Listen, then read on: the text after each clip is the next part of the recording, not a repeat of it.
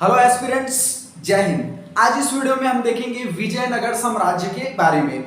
विजयनगर साम्राज्य को लेकर के आपके गवर्नमेंट एग्जाम में जिस तरह से क्वेश्चन पूछे जाते हैं मैं वहां पर आपको डील कर दूंगा, और जिस तरह से क्वेश्चन के फॉर्मेट रहते हैं उसको भी मैं आपको डील कर दूंगा। ठीक है, चलिए वीडियो को स्टार्ट करते हैं। क्योंकि विजयनगर साम्राज्य को लेकर आपके गवर्नमेंट एग्जाम में 2 या 3 नंबर के वेटेज हर गवर्नमेंट एग्जाम में आपको देखने को मिलेंगे ही। चलिए देखेंगे विजयनगर साम्राज्य। जब दिल्ली सल्तनत में जो शासक कौन था, मोहम्मद बिन तुगलक, तो उस समय जो है मोहम्मद बिन तुगलक के जो क्षेत्रों का बिखराव हुआ और ये जो है 2 क्षेत्रों में टूट गया, विजयनगर साम्राज्य और बहमनी साम्राज्य।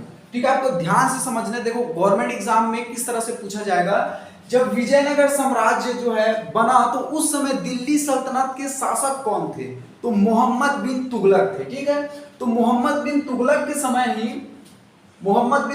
समय क्या हुआ, 2 साम्राज्य का उदय हुआ या 2 साम्राज्य नए बने, तो विजयनगर साम्राज्य और बहमनी साम्राज्य। इतना आपको ध्यान रखना है। इस वीडियो में हम देखेंगे विजयनगर साम्राज्य के बारे में देखेंगे। ठीक है, अब ध्यान से समझना है। विजयनगर साम्राज्य में 4 राजवंशों ने राज किया। देखो ध्यान से समझिए। जैसे दिल्ली सल्तनत में आप देखेंगे बहुत से वंश ने या राजवंशों ने शासक किया। जैसे दिल्ली सल्तनत में हम बात करें तो गुलाम वंश, लोदी वंश, सैयद वंश, तुगलक वंश, खिलजी वंश।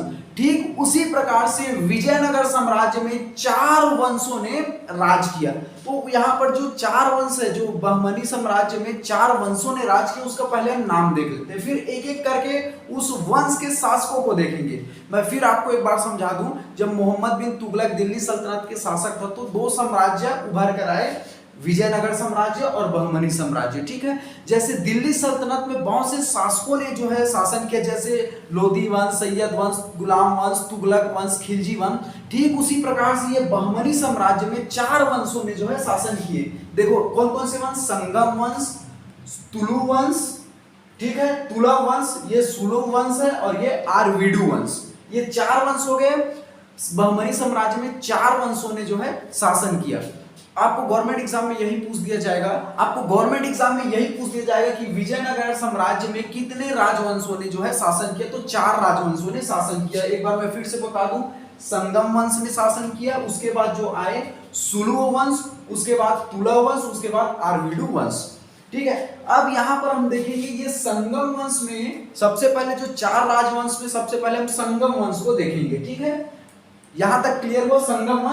संगम वंश में अब कौन कौन, स्वाभाविक सी बात है, कोई जब वंश ने शासन किया तो उसके शासक भी तो होंगे, उसके शासकों के नाम को भी देखना पड़ेगा। देखो हिस्ट्री कभी कभी बहुत बोर लग सकता है, कभी लेंदी लग सकता है, लेकिन आपको ध्यान से समझना जरूरी है। और क्योंकि स्टेट पीएससी का एग्जाम हो या यूपीएससी का एग्जाम हो, थोड़ा तो आपको मेहनत करना पड़ेगा ही।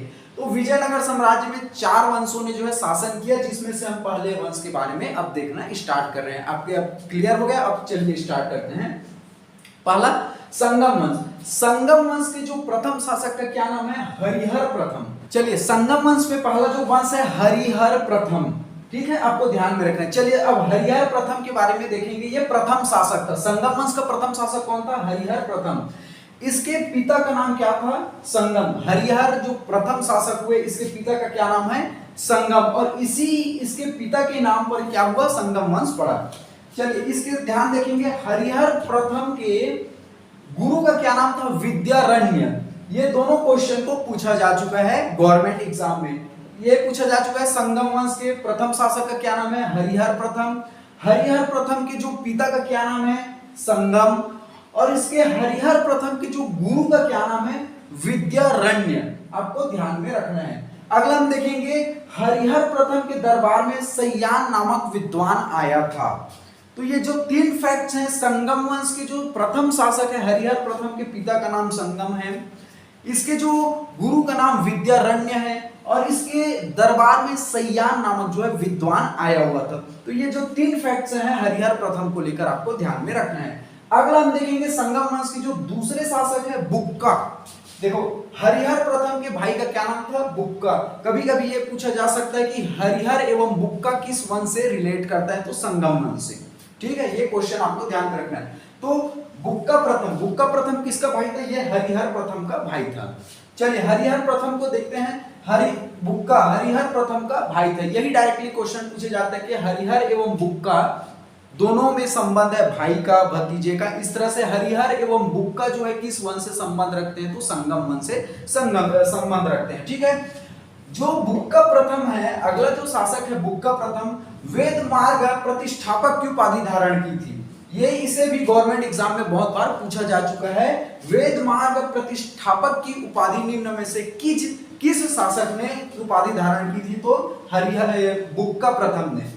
वेद मार्ग जो प्रतिष्ठापक वेद मार्ग प्रतिष्ठापक का मतलब होता है कि वेदों के मार्ग पर चलने वाला।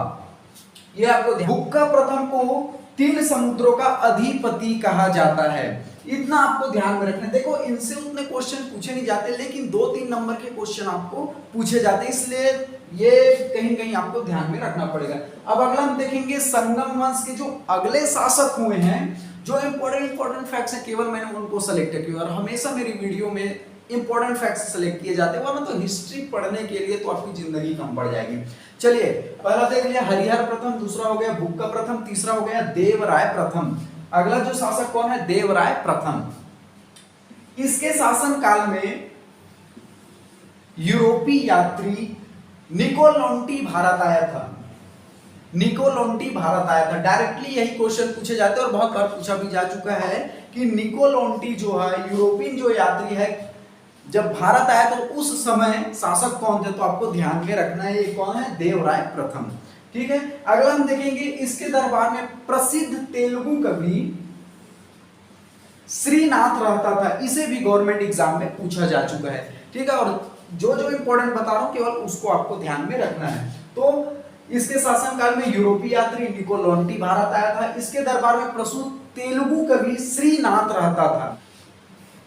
इसने तुंगभद्रा नदी पर बांध बनाकर नहर बनवाया। इसे भी बहुत बार गवर्नमेंट एग्जाम में रिपीटेड किया जा चुका है कि वह कौन सा शासक है जिन्होंने तुंगभद्रा नदी पर जो है बांध बनाकर नहर बनाया, तो देवराय प्रथम है। ठीक है, चलिए अगले शासक के बारे में हम देखेंगे, देवराय द्वितीय। ठीक है, इसे इमाडी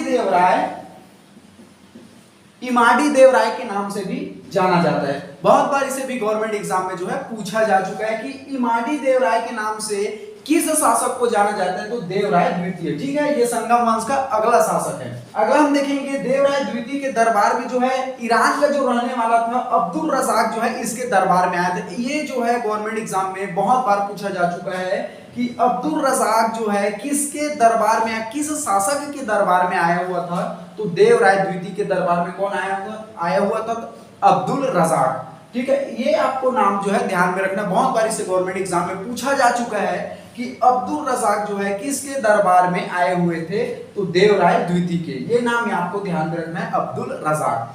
अगला देखेंगे गजबेटकर, यानी कि देवराय द्वितीय को गजबेटकर कहा जाता था। गजबेटकर का मतलब होता है जो हाथियों का शिकार करने वाला था उसे, या हाथी, जो देवराय द्वितीय था वो हाथियों का खूब शिकार करता था, इन्हें शिकार करने में मजा आता था। देवराय द्वितीय को हाथियों का शिकार ज्यादा करता था या हाथियों का शिकार करने का शौकीन था, इसलिए से देवराय द्वितीय को क्या कहते हैं, गजबेटकर। बहुत बार इसे भी गवर्नमेंट एग्जाम में पूछा जा चुका है कि गजबेटकर किस शासक को कहते हैं, तो देवराय द्वितीय को गजबेटकर कहा जाता है, हाथियों का शिकार करने वाला। ठीक है, चलिए अगला शासक देखेंगे संगम वंश में विरूपाक्ष द्वितीय। विरूपाक्ष द्वितीय जो है संगम वंश का अंतिम शासक है। ठीक है, इसके बाद क्या हो जाएगा, सुलु वंश स्टार्ट हो जाएगा। तो आपको ध्यान में रखना है संगम वंश का अंतिम शासक कौन है, विरूपाक्ष द्वितीय। और मैंने जितने भी इन शासकों से कराए केवल इंपॉर्टेंट फैक्ट्स सेलेक्ट किए हुए हैं, केवल उन्हीं को आपको देखना है। तो देखेंगे जो सालू नरसिंह का जो सेना नायक था, ठीक है, सालू नरसिंह का जो सेना नायक था, नरसानायक ने इसकी हत्या कर दी। किसने कर दी, नरसानायक ने इसकी हत्या कर दी। और इसी घटना को क्या कहा जाता है, विजयनगर साम्राज्य का प्रथम बड़ा हार कहा जाता है। इसे भी बहुत बार गवर्नमेंट एग्जाम में पूछा जा चुका है।